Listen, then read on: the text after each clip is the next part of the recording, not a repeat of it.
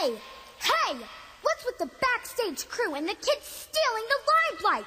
I told you I don't work with kids for this very reason.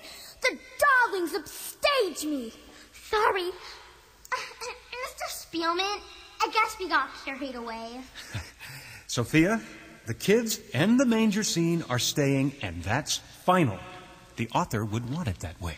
Well, clear out of my way. Now look, I've been in a lot of really big shows, and I mean really big. And believe you me, I know how it's done. And I've never heard of this humble yourself, get down, and then you're up thing. Miss Sophia, think of a seesaw. One side is down, and that's the human side, when we humble ourselves and realize that we need God. Then the other side can go real high, and we can do anything God wants us to.